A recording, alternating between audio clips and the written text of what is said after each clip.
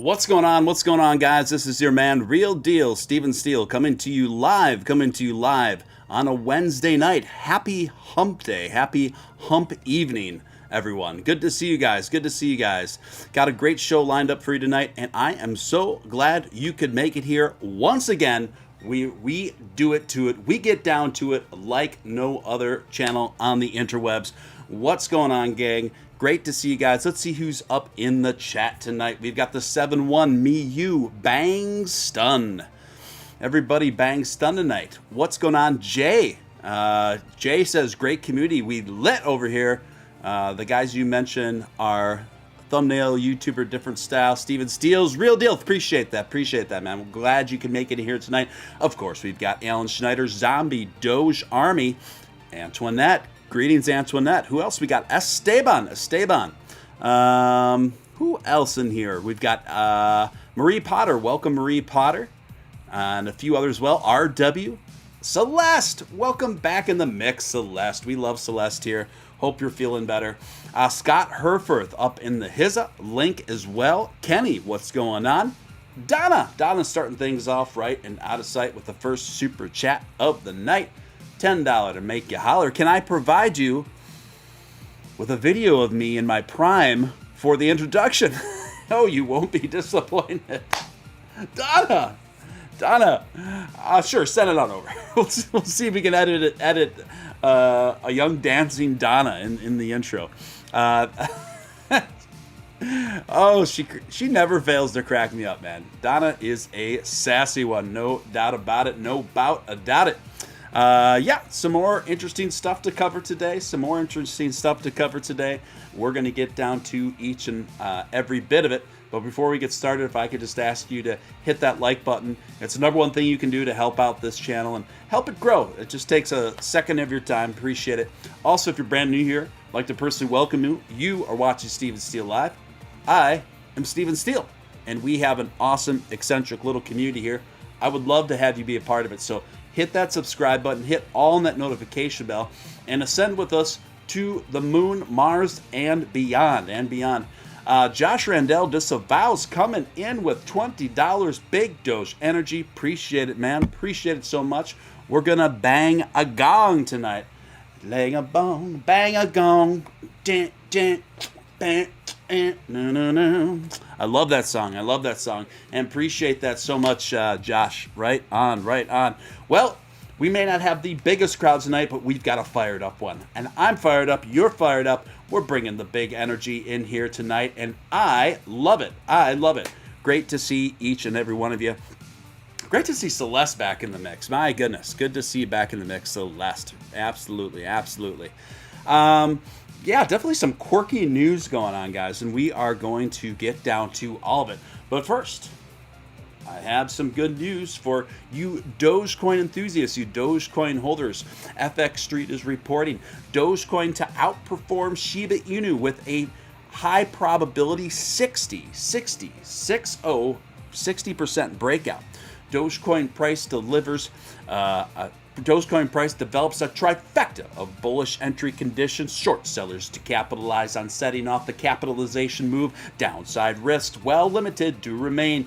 Dogecoin price action has clearly been somewhat of a disappointment for the Doge army, as Dogecoin lost nearly 34% of its value through November, which is likely to change very soon. Dogecoin price action traps short sellers, creating a huge short squeeze opportunity. Dogecoin price has a tremendous buying opportunity to set up on its box reversal point and figure chart. The theoretical long setup is a buy stop order at about 22 cents with a stop loss at 22 or 21.4 and a profit target of nearly 35 cents. The entry, if confirmed, completes three conditions simultaneously. And it goes down to break this down some more TA here. The probability of the profit target in the hypothetical short trade idea is moderate. Bears have a myriad of opportunities to generate substantial sell-offs of Dogecoin over the past 60 days. They have, but have been unwilling or unable to do so. Additionally, downside risks are probably limited to prior support lows near 18.5. So guys, FX Street right now is already calling it. They are putting an estimated 60% market increase for Dogecoin in a high probability category for the near future. My thoughts on this, I would concur everything that I've been seeing in the charting. I think if Nick was here, he would agree with me too, that we would put this in the high probability category. Dogecoin increase by 60% within the near future. Boom goes the dynamite. Remember that one? Except that got popularized by a very uncharismatic college sportscast announcer. Every time a basket was scored and he was narrating the basketball game, he went, and boom goes the dynamite. Just like that. Slam dunk in your face. This guy would respond like this. And boom goes the dynamite. You guys remember that? A few of you probably remember that. One of the earlier viral videos. Josh Randell coming in, $20 super chat, appreciate it. Land of Spacex booster on that like button. I love it. I might have to reuse that. Thank you, Josh. Appreciate you, man. Appreciate you. Thank you for helping to keep the lights on over here at Steele HQ. Hector the Dude, welcome aboard. Welcome to the mix, my friend. Diamond Hads, Freddie, welcome as well. Did I miss anyone else that snuck in here? Casanova, good to see you, Casanova. Casanova says, someone give me more money so I can buy more dog money. I feel that. I hear you. Let's go on to the next story, guys. This one comes courtesy of Benzinga. Isn't that fun to say? Benzinga. It's a very whimsical name. As meme coins, Dogecoin and Shiba Inu fall out of favor. I don't think Dogecoin's falling out of favor. These Metaverse coins struck big gains last week. Sandbox up over 101% over the last 8 days. We've been talking about that. Gala, that's another one. I'm not invested in Gala, but it's risen on nearly 100% over the last 7 days. What else? Basic Attention Token, BAT. That one's actually been around for a bit. That finally broke out and rose up about 60% over the last week. And Mana Decentraland, which many of you are invested in, the coin linked with the virtual reality platform underpinned by Ethereum, has risen 44% over a week's time frame. Last week, Mana touched an all-time high of $5.90. $5.90.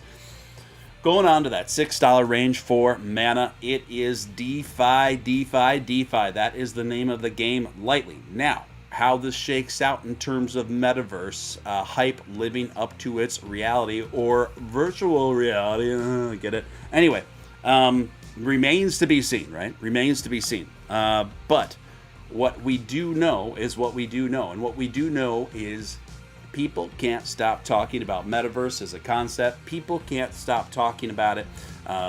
Mark Zuckerberg is transferring Facebook to Meta, and that seemed to really put all of this stuff on hyperdrive the moment that that news came through. Now, I don't think the metaverse is going to be as massive in the near future as many are leading you to believe, but I still think it's a big deal, and I still think it's worth investing in. I have investments spread out over several different DeFi projects, in addition to my big conservative long-term investments like Bitcoin and Doge and ETH. And that's just kind of how I'm doing it, folks. That's how I'm kind of doing it. So, yeah, those are the 4 big ones up here. Now, listen. When I see a headline like this, I think it's more provocative rather than based in reality, saying that Dogecoin has fallen out of favor inferring that it's due to metaverse coins, due to DeFi projects. I don't think that's entirely fair. Well, firstly, look, folks, most of these DeFi projects aren't operating on their own blockchain, firstly.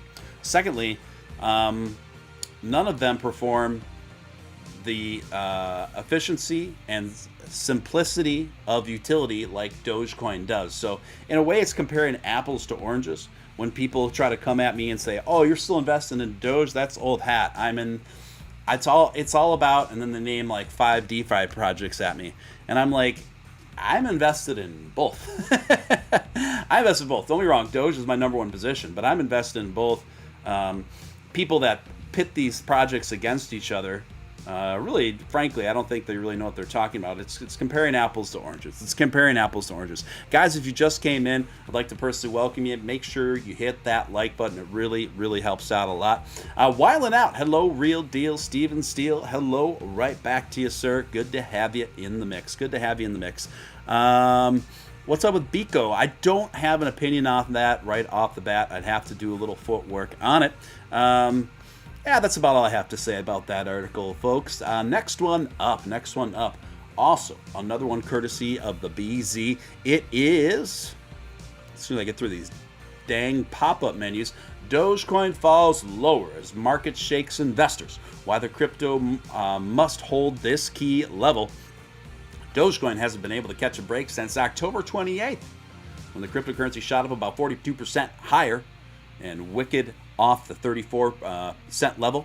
The cryptocurrency market looked as though it might be in for a rebound beginning on November 27th, when Bitcoin and ETH began trading higher over a series of consecutive days. Overall, market weakness seems to have shaken traders in the alternative financial sector recently. However, folks, and by Wednesday afternoon, Ethereum, which has also been the strongest of the larger cryptos, had given back its daily gains and more. On Tuesday, just yesterday, Dogecoin co-creator Billy Marcus joked on Twitter that he predicts the crypto will be the currency of the universe. That's right, Billy Marcus yesterday said on Twitter, folks, that Dogecoin will be the currency of the universe. Yes, indeed. And he said it will be the universe by June 9th on the year 4200, and offered to be held accountable on that date. That's totally something. That's very Billy.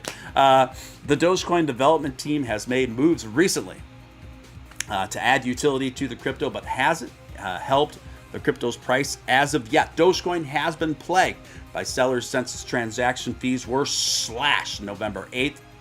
The crypto lost about 30% of its value since that date. If the crypto is able to hold the key level of 19 cents, that may be a set of change. However, let's see what else has got. It kind of resolves here, folks.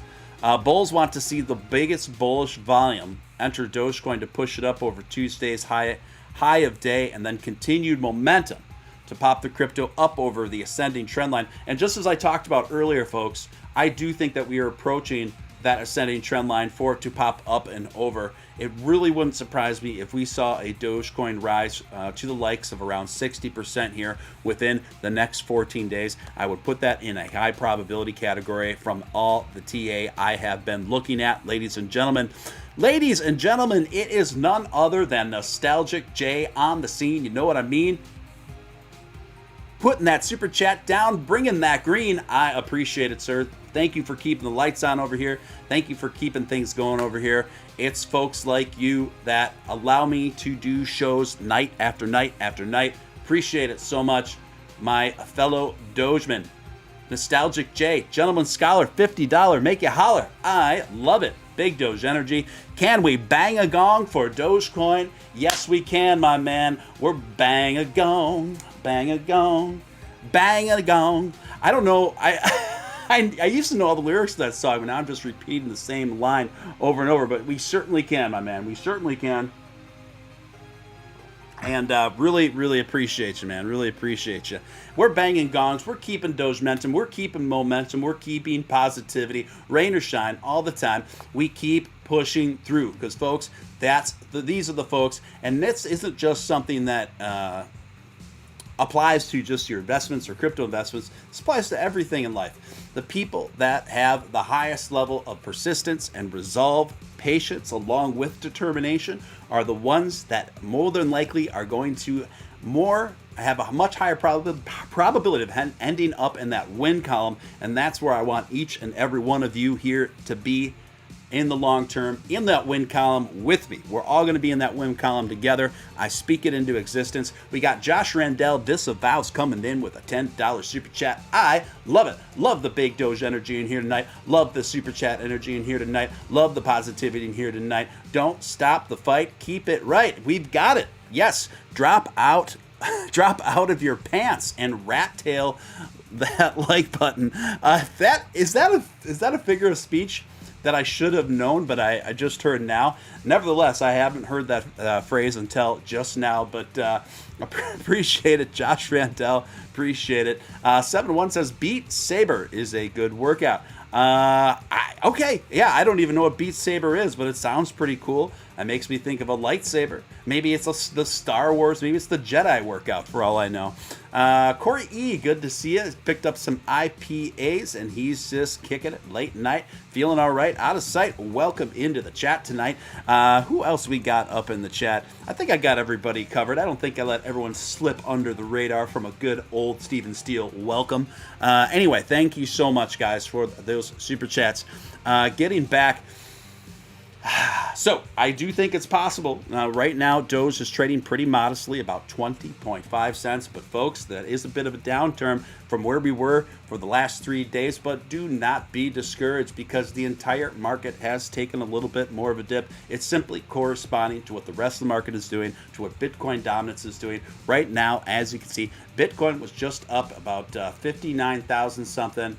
Just a few short days ago, 2 short days ago, and now it's retracing in correction again. Nick actually called this one. He said, I don't think we're out of this little downturn. I think there's going to be one more before we take off, baby. And I think he was right. I think this is that one more before the big ascendance.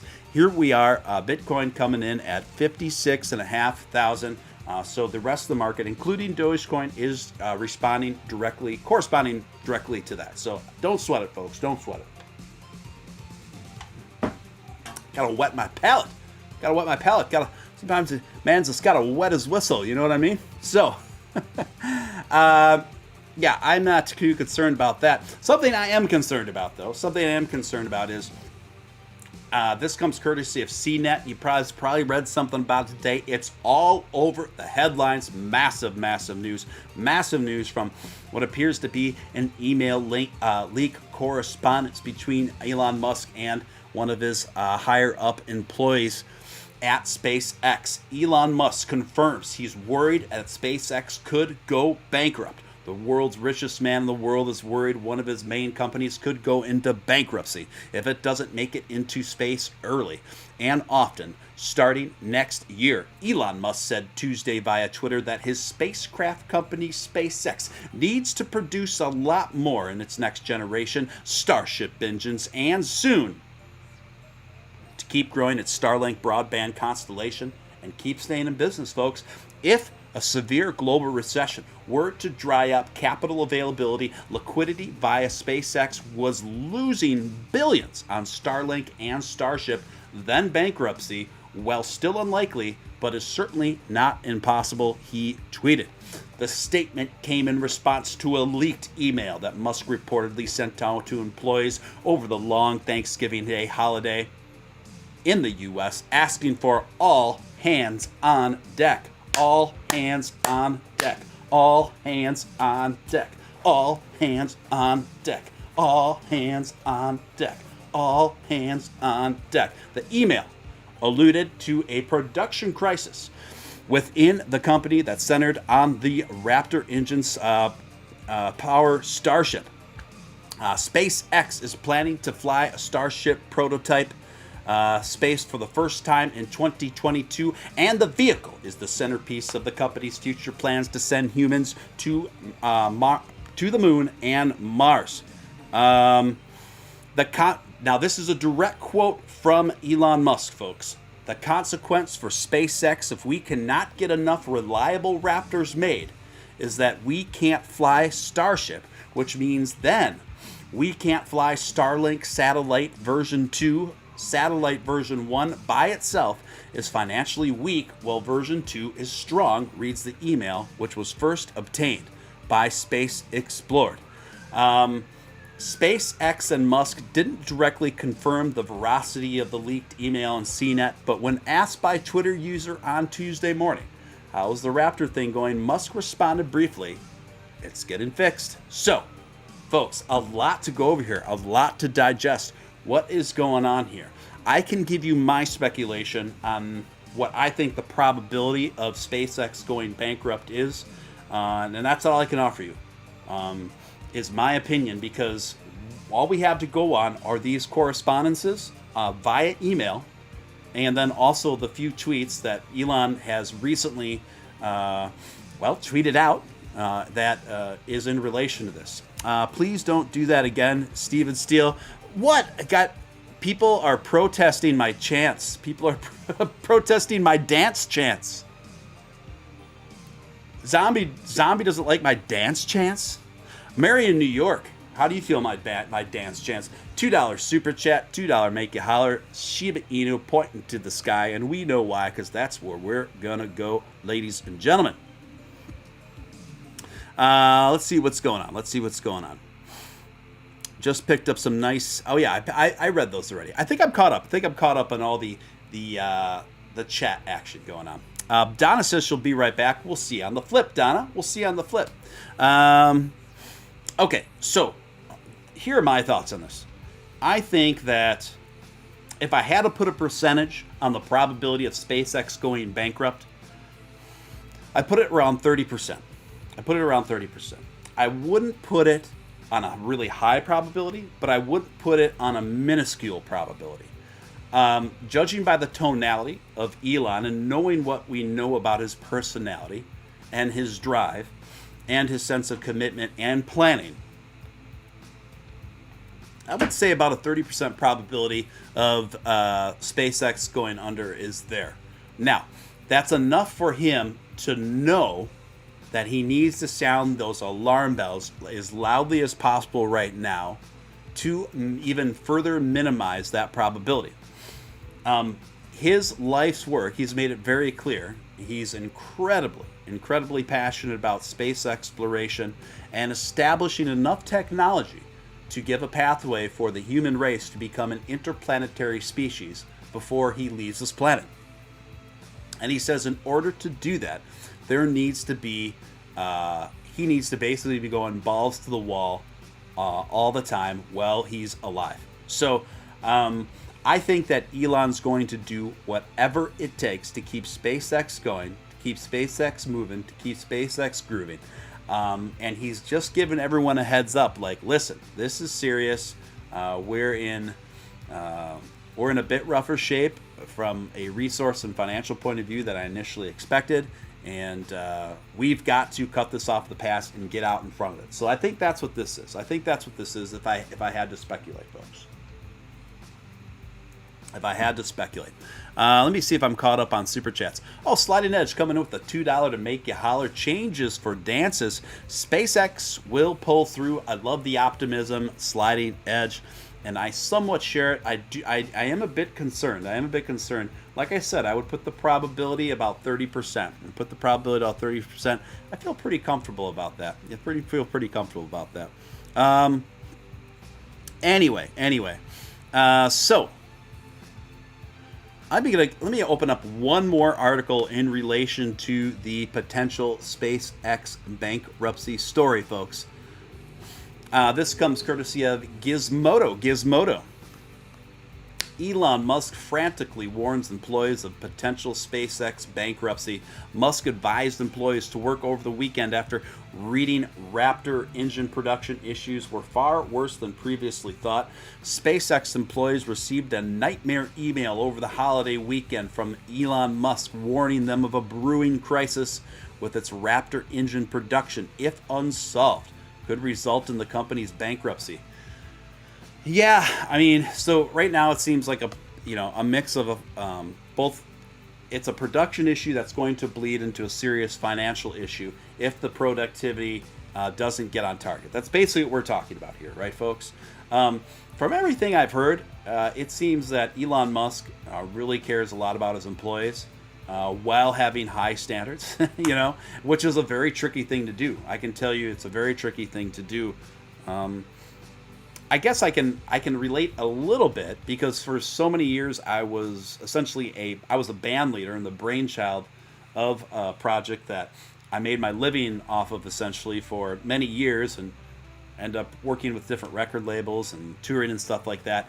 And just to get to that point, I had to let a lot of people go because I had very high standards for anybody that played in my band, because I knew how hard of work and how hard of commitment that I would need out of everybody that worked with me to get and accomplish the goals that I wanted to accomplish. I was under no delusion about it, right? And so it's very difficult to always be the good guy and having to make calls like that. I did the best I could in that regard. I really did.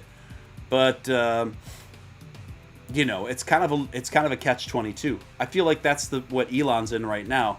He's in a catch-22 scenario.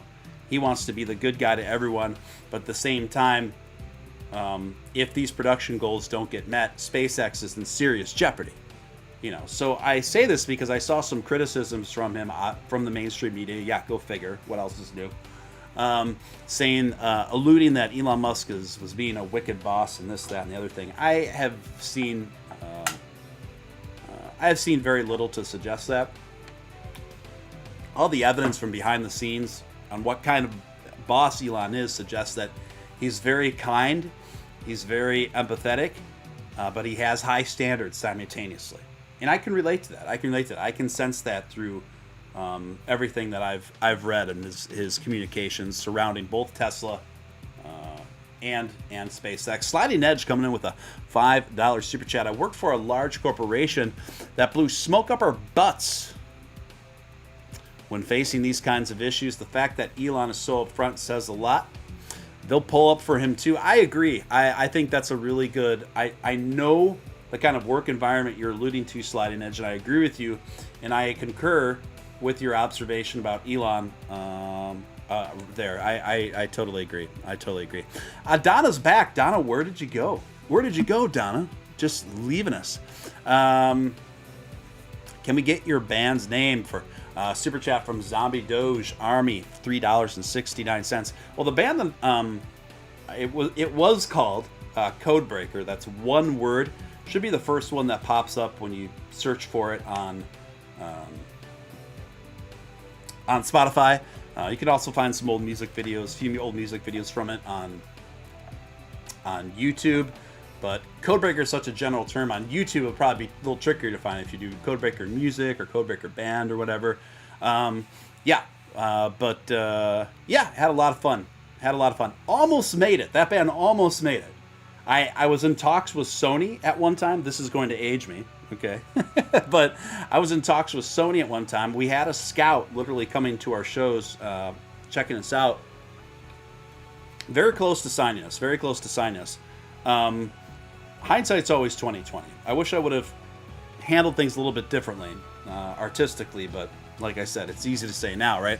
But we were going back and forth with him. He said, this rep from Sony said, I love, and he gave like the name of these two songs that we did that were more like, almost like post-punk, kind of like, are more rock-ended stuff. And he says, I want more, can you do more material like that? That's the stuff I love, because that band did a wide range of material. We did like, actually most of the material we ended up doing was more dancey, that would appeal to maybe like fans of Daft Punk and things like that. But this rep from Sony asked me if we could do more music like that, and I said, sure, yeah, I can write that stuff, no problem. So my co-writer and I, we got to work. We put a few new tracks together in that vein.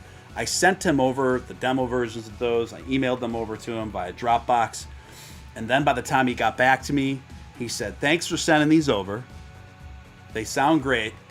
However, in the interim, we decided to go in a different direction. This is way back in the day, mind you. I said, okay. He says, yeah, we're putting all our budget and focus into this new band called The Killers.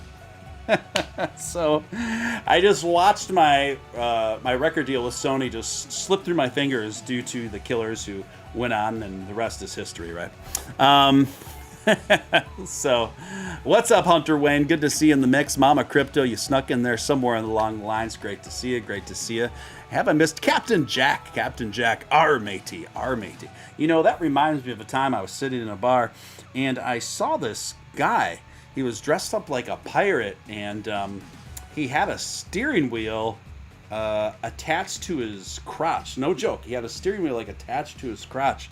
And I just turned around and I said, "Sir," I said, did you realize there's a?" I said, "What's with the steering wheel?" And then he said, "Arr, it drives me nuts."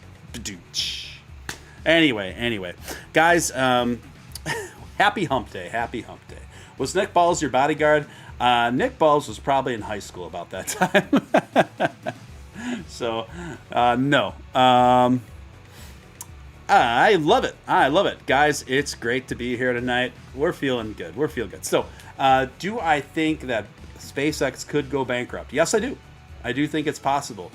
Do I give it more than a 50% probability? No, I don't. Like I said, 35% probability is what I'm giving it based on my perception and my analysis of what I've read about it and what I know about and have observed from Elon Musk. Now, what would that mean for Dogecoin if SpaceX were to go under? Obviously not optimal. Obviously, this would be, in my opinion, a significant hit to the, a fairly significant hit to the progress of Dogecoin. Because as we know, those of you who watch this show frequently understand that SpaceX is actually going to play one of the pivotal roles in the early part of 2022 in ascending Dogecoin to mass notoriety through working with the Geometric Energy Corporation for a space expedition mission called Doge 1, with a rocket literally called Doge 1 that has been in large part funded through Dogecoin, historical on many levels. So, that being said, obviously, if SpaceX goes bankrupt, that mission goes into complete jeopardy because, from my understanding, the Geometric Energy Corporation and SpaceX, they really do need each other to pull this kind of a mission off. They really do need each other to do it. Let's see. What's going on? Steak Crow. People talking about Crow. Yeah, Crow's doing well. I think Crow's going to continue to do well. Those of you who don't know, that's Crypto.com's native token. And I think it'll continue to do really well. If for not any other reason, Crypto.com has such an aggressive marketing budget and campaign. They've gotten so many different professional sports athletes of very well-known stature involved in their commercials, NFL players, NBA players, and MLB players, all mixed it up, and plus obviously them taking over the LA Stadium and renaming the Staples Center Crypto.com Arena or something like that. So this is going to be the first exposure to a lot of people. Crypto.com is going to be the first exposure to anything crypto related for a lot of people, I think, in coming years. And consequently, I think that Crow is going to be a big beneficiary of that, probably. Leo, what's going on, Leo? Wise fee.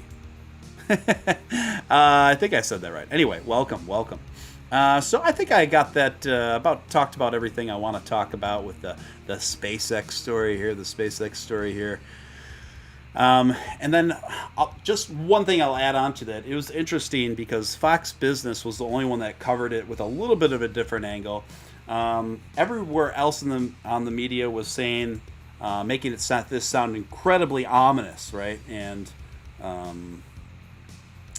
incredibly ominous and alarming, where Fox Business, their headline wasn't quite so alarmist. It was Elon Musk says SpaceX bankruptcy is in event of severe global recession, unlikely but not impossible. Unlikely, but not impossible. I thought that was very telling that they put that in the title of the article. And the only reason why I put that out there for you is so you guys have a more of a balanced outlook on the different ways people have been covering that one. And I already gave you my opinion on it. Next up, we got a lot of Elon news here tonight, guys. Elon is really just been making the waves, and we're going to keep getting down to it, boppers. We're going to keep getting down to it, boppers. Next story up, this comes courtesy of New York Post. Elon Musk mocks Apple's $19 cloth as Tesla sells out of the new cyber whistle. Did anybody in this room get a cyber whistle? As soon as he tweeted it, I was trying to order a couple right away, but my phone was just freezing up on me, and my debit card wasn't connecting to my Apple Wallet, and I missed it. And before I noticed, it was all sold out. Tesla CEO Elon Musk took a swipe at Apple's $20 polishing cloth as he unveiled his electric car company's new cyber whistle. Cyber whistle. An apparent jab at the company's various whistleblowers who have alleged sexual harassment and abuse. Wow. Blow the whistle on Tesla, Musk tweeted Tuesday evening with a link to the product, which is shaped like a company's Cybertruck, a futuristic take on the truck that was announced in 2019 but has yet to be manufactured. Don't waste your money on that silly Apple cloth. Buy our whistle instead, he added, referring to the Apple's $20 polishing cloth that quickly sold out last month despite the teasing for its high price. The product could also be Tesla's subtle response to a series of whistleblower complaints against the company in recent years, most notably by a 38-year-old mother of two who said she faced nightmarish conditions of harassment at her job at the Tesla Fremont factory. Inspired by Cybertruck, the limited edition Cyber Whistle is a premium collectible made by a medical-grade stainless steel with polished finish. The whistle includes integrated attachment feature for added versatility. And it shows the packaging there. Maybe I'm just super Doge-minded, super Doge-centric minded, but I automatically thought about this cyber whistle more in relation to Dogecoin. Because to me it looks like a dog whistle. Dog whistle, Doge whistle, giving another sign to the imminent destiny that is Tesla accepting Dogecoin. Is it a stretch? I don't know. Maybe it's a stretch, but that was one of the first things that I thought of. What are you guys up to tonight in the chat? What's going on there? What crafty stuff are you up to? Josh says, or first Celeste says, could have resold it for some extra Doge funds. That's the idea, right? Josh Randell, press 1 if you love Steven's radio voice. Okay, enough ones in there to warrant what I'm doing here. I appreciate it. I don't mean to sound, sometimes I'll hear people say, I can't stand Steven Steele's voice. It's so cheesy or whatever. And I'm like, I get it, actually. Like, I don't know if I'd like my voice if I heard it either. I can't help it. This is just how my voice naturally sounds. So anyway, enough ones to keep it going. So did anybody get a whistle? Let me look it up there. What was that song by the Yin Yang Twins? Whistle While You Twerk. Whistle While You Twerk. An absolute masterpiece. Actually, Yin Yang Twins, those guys really cracked me up, man. What was their Salt Shaker? The song's probably about 10 years old now. The Salt Shaker was around when I spent about a year DJing at a gentleman's club. And that I actually liked that song. Shake it like a 25 or 10. No, shake it like a. I forget. Shake it like a 25 or 10. What would you do for a 20 twin? Huh? Yeah, that song was definitely meant and destined for soundtracking the poll, for sure. Anyway, I hope somebody got some cyber whistles out there. I hope someone got cyber whistles, because I didn't get the cyber whistle, and I'm a little bit salty about that. Next up we got Forbes talking about this. I saw just a few other outlets talking about it as well. Actually, I only saw two news articles that I could find on this. And it's so funny how miffed everybody seems to be about this. If you saw Elon Musk's most recent meme, okay, in lieu of recent circumstances, some people have been asking me, Steven, why did you start over on Twitter? Why did you start a new Twitter? I don't even like to talk about it on Twitter.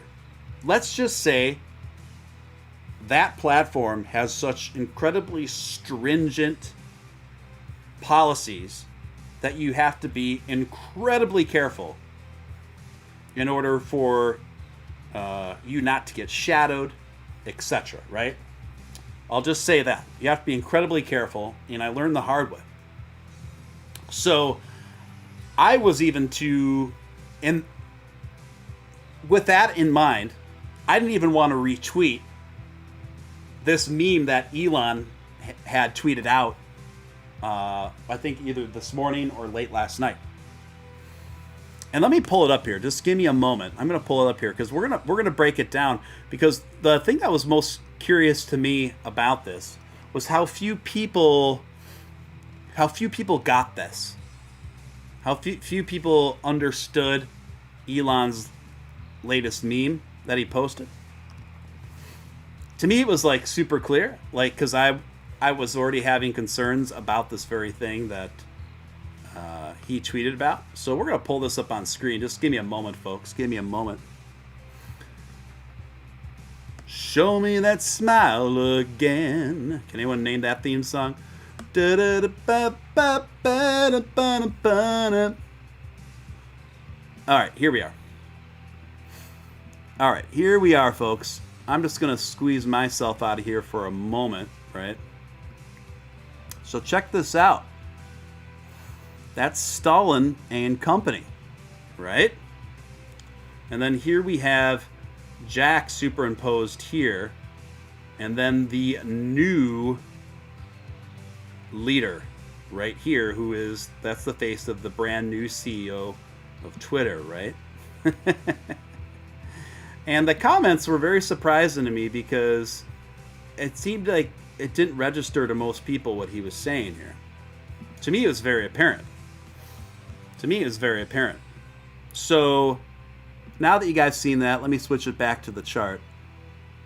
And then I'll give you my 2 cents on this. Okay, so some of you may be aware of this. Show me that smile again. We're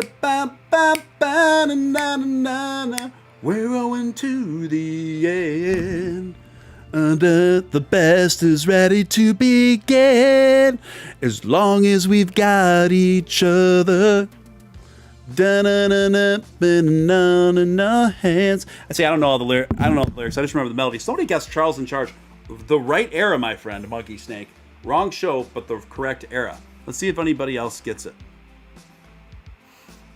So back to what this back to what Elon's meme means that he that he recently posted. So basically, the new CEO of Twitter has a very distinct history of being not really valuing freedom of speech, not really valuing the Second Amendment. In fact, he blatantly said there's audio footage of him out there in a closed meeting in the not-so-distant past when asked about his thoughts about how to balance freedom of speech issues while maintaining a relatively safe platform for everyone. He said that's not a priority of mine. He just said full stop. The Second Amendment is not something that I'm mindful of at all. I don't care. And you could tell the person that asked the question was a bit in shock and said, "Okay, all right. So you think it's better for you to curate the message?" He said, "Yes, and it's better that we control the message. We control who should be heard and who shouldn't." I mean, he said this. He said this in pretty unequivocal terms not so long ago. And there's also some tweets came up that are, a bit interesting, should we say. But now this is the new CEO that came in. Now, what's funny is, those of you who watch the show frequently, Nick and I were talking about the transfer of power the day that it was announced, when Jack was stepping down and this new person was coming in. And a lot of people were celebrating because a lot of people kind of perceived Jack as being not the best arbiter of freedom of speech and freedom of expression.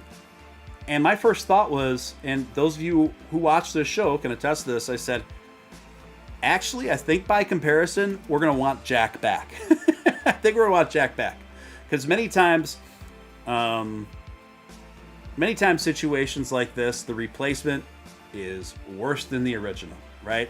And so far, and we could be proven wrong, right? Maybe this heat and the razzing that Elon is giving him will yield positive results and he'll back off. That's what we're hoping. Who guessed growing pains? Who was the first to guess growing pains? Leo guessed growing pains. Congratulations, my friend. You get a big round of applause. A round of applause. I wish I had more to give you, but I'm really strapped right now. But thank you, Leo. Thank you for participating. You are the winner. You're the winner, sir. RW came in, got it secondly, but Leo's the one. So what that meme was about, it was basically comparing the new CEO to Stalin and communist leaders, basically making fun of these guys as being leftist authoritarians, right? Communist authoritarians. And to be fair, there are some parallels there. I mean, it's a hyperbolic example, mind you. But there are some parallels there. I think the razzing is fair. So when people ask me why I started new Twitter, that's why, folks. That's why. Without even going into too much more detail, that's why. So just be careful. And here's to hoping things will get better on these platforms. It's a lot. I never thought that we would live.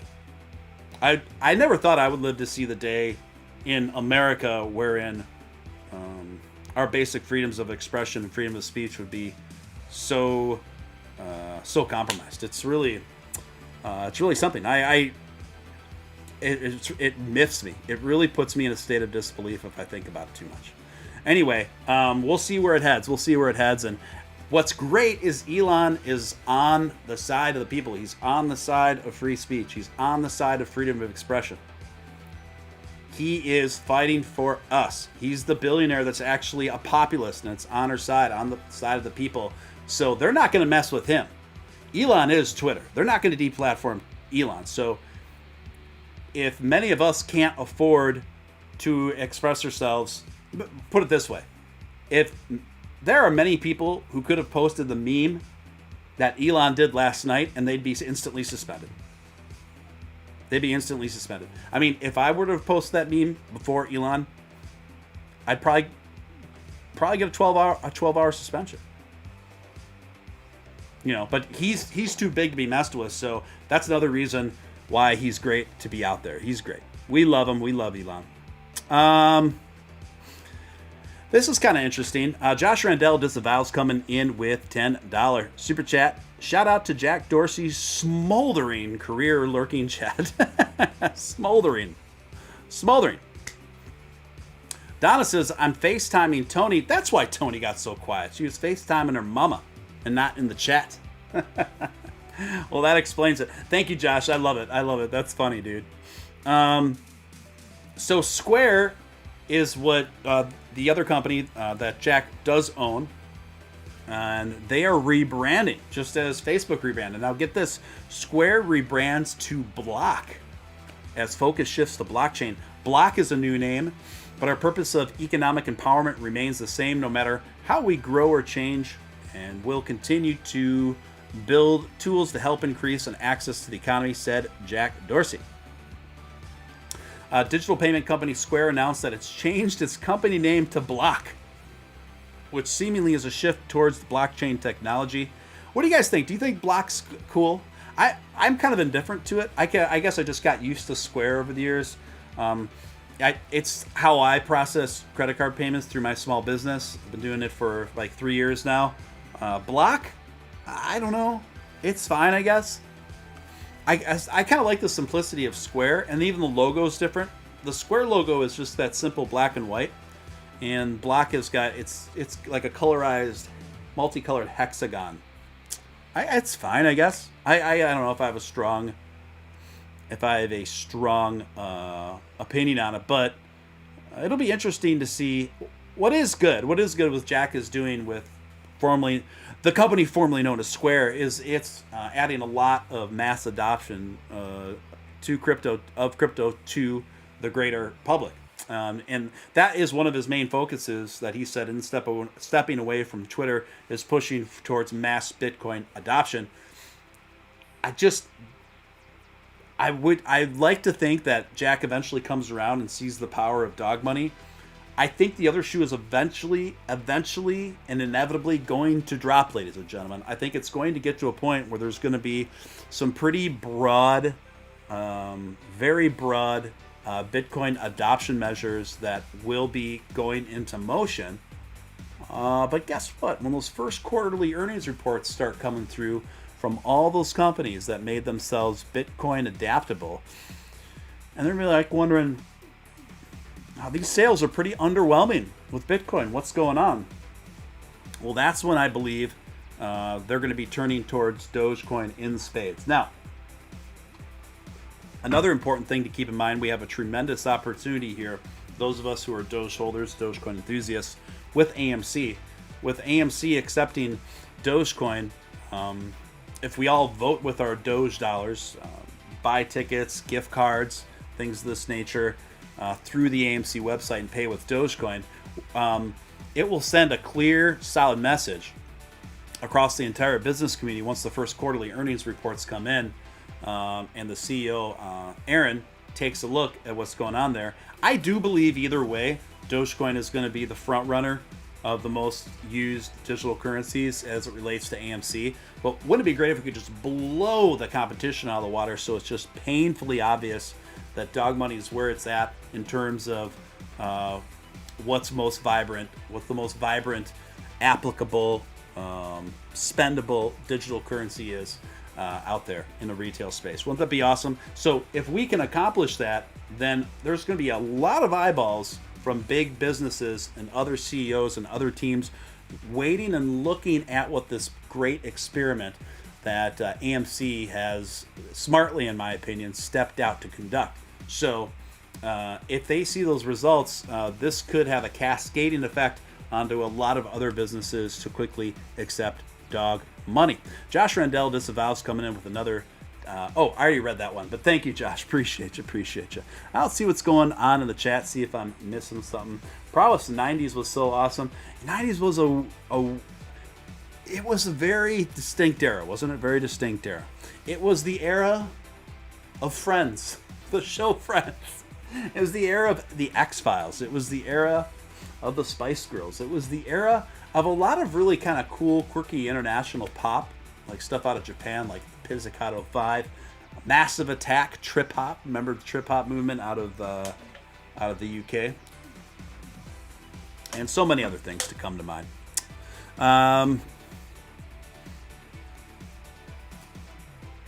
Let's talk about family dynamics and jealousy, because my daughter is gorgeous and theirs is not. Donna! So sassy. She's so fired up tonight. Let's see here. It's the 80s and I'm down with the ladies. That's what Tone Loc once said.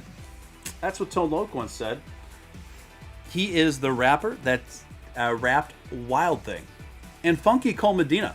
If you listen to Wild Thing and Funky Cole Medina, two 80s rap hits by Tone Loc, they're pretty much the same song. Funky Cole Medina, you wouldn't be able to get away with the lyrics in Funky Cole Medina, but even though they were good, but he would get canceled for those today. Okay, all right. Now, let's see here. NASA scientist SpaceX Starship is revolutionary for exploring solar system. Planetary scientists need to be thinking about how we can take advantage of this capability because it's extraordinary. NASA scientists are really starting to get fired up about the idea of SpaceX Starship. Now, this is also the same SpaceX Starship that the plant, keep in mind, is running behind for engine production. So it's kind of dependent on that. A massive spacecraft with a goal of lugging unprecedented amounts of cargo and passengers to distant corners of our solar systems. Distant corners of our solar systems. Just wild. And this, so just to be clear, those of you who don't know, the Starship, which is Elon's predominant focus at SpaceX, is number one goal and function is to make humans an interplanetary species and let people travel to distant corners of the universe, not just Mars, distant corners of, not the universe, that'd be impossible, but distant corners of our solar system, which is incredible. The Starship scale would allow us to eventually send the first humans to Mars, or alternately, just a lot of robotic research equipment or other planets and moons. Starship can bring unprecedented amounts of payload to Mars and everywhere else. And by the way, Elon has already stated that Dogecoin is going to be the official currency of Mars. Heidelman told Berger that's a real long hold, though. That's going to be like a 50-year hold on Dogecoin. Because of extraordinary, alongside of a number of NASA scientists and space experts, Heldman published a paper back in May titled Accelerating Martian and Lunar Science Through SpaceX Starship Missions. Exciting, wild stuff. Let's see what's going on in the chat. Zombie says, I want it all, mama. I want it all. You could have it all, my little friend. Are the distant corners of the universe still thin crust? I hope so. I really hope so. If this universe has good taste, it'll be thin crust, my friends. I'll be very disappointed if it's just like, Pizza Hut pan style. I'll be very, very disappointed. Donna says, I love Tone Loc. Tone Loc did he did a rap theme song for Ace Ventura Pet Detective. Anyone know that? Yeah, they played it during the outro credits. It was called Aces in the House. And all I remember is the chorus. It was Aces in the House. Aces in the House. I don't remember anything else. I think it sounded just like Wild Thing and Funky Cole Medina. Kind of a funny fact, I used to DJ at this college kid bar. It was very obnoxious gig, but it paid the bills. And I was the kind of the resident, I was the resident DJ there. And they had this one-day festival in their parking lot, and they hired Tone Loc to come play. This was probably about 10, 12 years ago now. Yeah, they hired Tone Loc to come play, and he performed Aces in the House. I was so into it. I was just bobbing my head and taking it all in. I'm like, please play the Ace Ventura theme song. And he did. Tone Loc brought it. He played on this small stage in the parking lot of this college bar and sang Aces in the House. It was a special moment for me anyway. I don't know if he was having the best time. I think he had enough wacky tobacco to ensure that he was. But all right, guys. Well, I'm kind of at the bottom of my news here. What equipment did you DJ on? Well, I go way back, so I know how to mix like records and vinyl. So I end up selling them because they just took up so much room and I need the money. But I would always have a pair of Technique 1200s, and then I went on to Pioneer CDJs with Pioneer Mixer, and then most of my friends went on to laptops. And I do a little bit of laptop stuff. I don't mind working with some laptop programs, but my favorite is CDJing, CD mixing with CDs. Vinyl I love, but I keep the vinyl at home because it's so heavy to lug around. Plus the some of those records are worth a lot. Don't like to get them damaged. So I actually prefer mixing on CDJs over laptops. What's up, Johnny Crypto? Welcome in.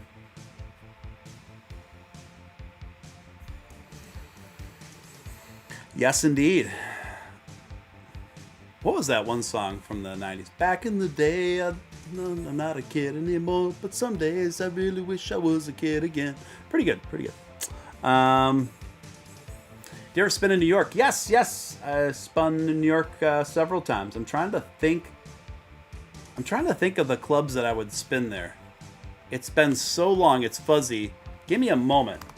I could probably tell you if I just do a couple quick searches. I want to say one was called Santo's Party House. I DJ'd there a few times. That's the only one that's coming to mind right now. I'm just drawing a blank. And then my band also, we co-headlined this big outdoor music festival called the Brooklyn Electronic Music Festival. And we were the co-headliner.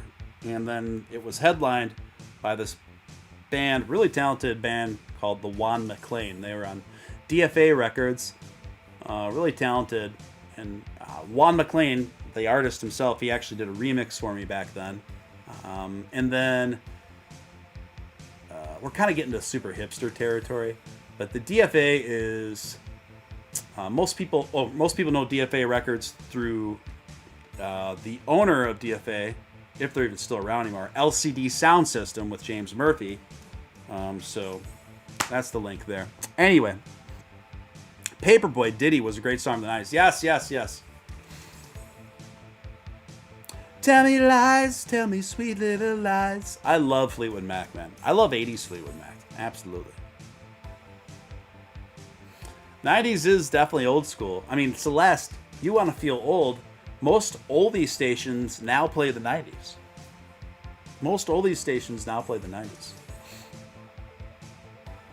You are the only one streaming. Steven is never afraid.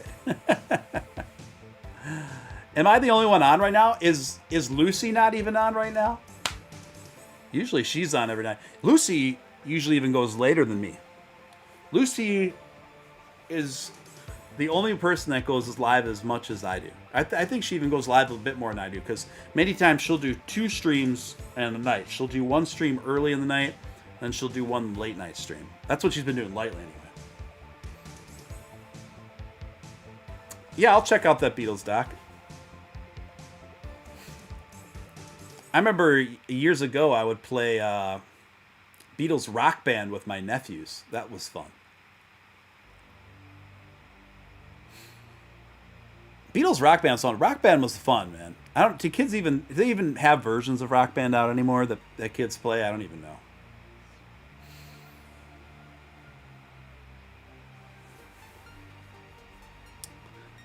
Let's see. Yeah, Santos. Gosh, I wish I could think of some other names. They're eluding me right now.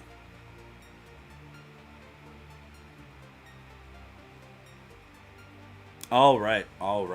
So, guys, just to kind of sum up here, I think we're going to see some more sideways trading action. Probably a little bit even, I wouldn't be surprised if the market even went down a little bit more over the next day and a half. But then after that, I think we are in for a rocket ride, ladies and gentlemen. And I know a few ladies are probably excited about that prospect as well. In for a rocket ride like we've never seen before. Perhaps, like I said, I wouldn't be surprised. I'd put it in a high probability category of Dogecoin rising approximately about 60% over the course of the next 2 weeks. I'm seeing a lot of strong signals to suggest that. Anyway, guys, that's about all I got for tonight. I appreciate each and every one of you guys. Thank you for tuning in. Love you guys. And don't worry, we will be back tomorrow night out of sight. I'll probably bring a co-host with me as well, but either way, we are going to have a great time. Thank you, guys. Thank you, everyone. Thank you for tuning in. Until next time, this is Steven Steele signing out.